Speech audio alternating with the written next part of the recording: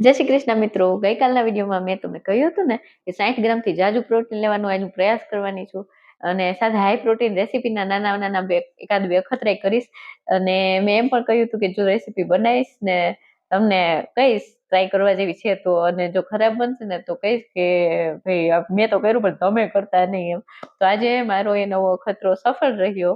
હમણાં રેસીપી બતાવું તમને અને કહી દઉં કે સવારે મેં ચણા લોટના પુલ્લા બનાવ્યા હતા. સામાન્ય રીતે યુટ્યુબ પર મેં છે ને ઘણા બધા વિડીયો જોયા કે સોયાવડી બાફીને પછી પીસીને એમાં ઉપયોગ લેતા હતા. પણ મને તો વિચાર આવ્યો કે ભાઈ પ્રોટીન વધારે લેવું છે, સોયાવડી તો નાખવી છે, પણ બાફીને નાખીશ ને તો એ ફૂલી જાય એટલે એનું વોલ્યુમ વધી જાય. એટલે મેં કીધું સીધી સૂકી સોયાવડીનો પાવડર બનાવીને ડાયરેક્ટ ચણા લોટમાં નાખીને પુલ્લા બનાવું તો. એટલે જો આજે તો મેં વજન કરીને લીધું હતું. 50 ગ્રામ ચણાનો લોટ લીધો છે અને એમાં મેં 25 ગ્રામ જેટલી સોયાવડીનો પાવડર લીધો છે. સોયાવડીનો પાવડર કેમ બનાવ્યું ને હું હવે એક વિડીયોમાં બતાવી દઈશું એક બે દિવસમાં. અને 75 ગ્રામ જેટલું બેથીને થઈ ગયું અને આદુ લસણ વાટીને નાખી દીધું હતું, અજમા થોડાક નાખ્યા, કસૂરી મેથી થોડીક નાખી અને પછી મેં નાખી દીધું હતું નમક અને પાણી ને બધું મિક્સ કરીને આવું ટાઈપનું ટેક્સચરવાળું બેટર બનાવી લીધું કે ચમચમ પાછળ આમ લીટી પાડીને તો દેખાય એવી રીતે વ્યવસ્થિતથી. અને આછું લોટીમાં તેલ લગાવી અને થોડુંક જાડેરું પુડલું કરી દીધું. 2 પુડલા કર્યા હતા આટલા લોટમાંથી મેં.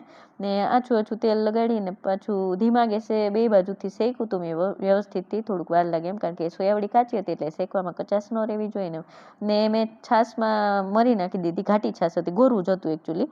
અને જો અમારું પુડલું ને રેડી છે, છાશ દહીં એટલે કે મરીવાળી. સાચું કહું તો મને થોડોક ડર હતો કે સ્વાદ વિચિત્ર તો નહીં લાગે ને, બાફી નથી, પણ પુડલા બહુ સારા લાગ્યા. પણ મને સ્વાદમાં પણ ગમ્યા, ખાવામાં પણ કોઈ તકલીફ ના પડી, મજા આવી ગઈ.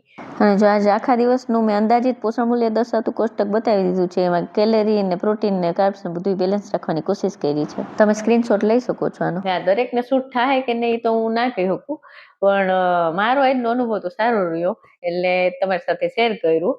અને એક બીજી રસપ્રદ વાત મને જાણવા મળી એ મેં આજે છે ને પનીર બનાવ્યું હતું. પનીર બનાવ્યા પછી જે પાણી બચે ને એ પાણી આપણે ઘણી વાર ફેંકી દઈએ.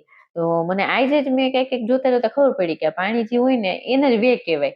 મતલબ જે બજારમાં વે પ્રોટીન પાવડર મળે ને, વે પ્રોટીન પાવડર બધા ના ઢીંઢોરો પીતા હોય, હવે ઈ પણ આ વે માંથી જ બનાવવામાં આવે છે એમ. હું સ્પષ્ટ કરી દઉં કે ઘરે મળતું આ વે પાણી અને વે પ્રોટીન પાવડર એ બંને એક સરખા તો નથી, પણ કંપની વાળાઓ છે ને એ વે મતલબ જે પાણી હોય ને એને જ પ્રોસેસ કરીને એમાં પ્રોટીનનું પ્રમાણ વધારે છે.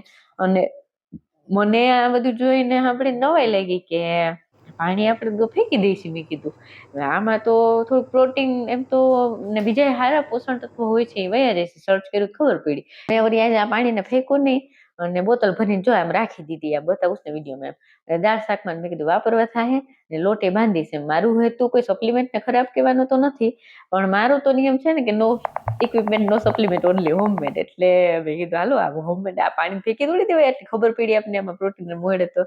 એટલે હું તો ફક્ત મારી જર્નીમાં જે શીખું છું ને, જે સમજુ છું ને એ અખતરા કરું છું અને તમારી સાથે એકદમ નિખાલસતાથી શેર કરું છું. હવે જો કઈ સારું લાગે ને તો જરૂર કહીશ કે ટ્રાય કરવા જેવું છે, અને જો કઈ ખરાબ લાગશે ને તો એ પણ એટલી જ પ્રમાણિકતાથી કહી દઈશ. એટલે હવે આગળ પણ આવી જ રીતે નવી નવી વાતો, નવા નવા અખતરા કરતા રહેશી સાથે મળીને. અને જે આ પાણી મેં રાખ્યું છે ને પનીરનું, એનું તો મેં છે ને છાશથી ફાડ્યું હતું પનીર એકચ્યુઅલી.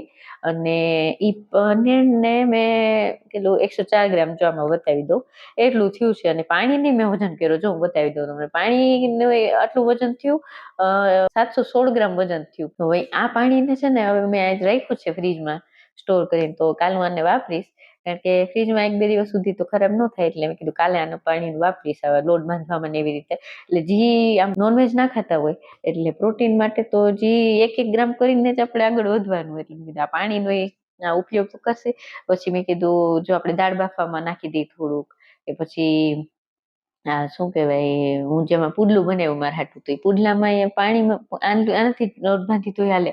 પણ પુડલાનો તો મને એ વિચાર આવતો હતો કે કોઈ મસૂરની દાળ કે હોય બાફેલી, તો એ દાળથી ને હું લોટ બાંધું ને પુડલાનો, મતલબ પાણીને બદલે દાળ બાફેલી નાખું તો એ પુડલામાં પ્રોટીન વધી જાય ને.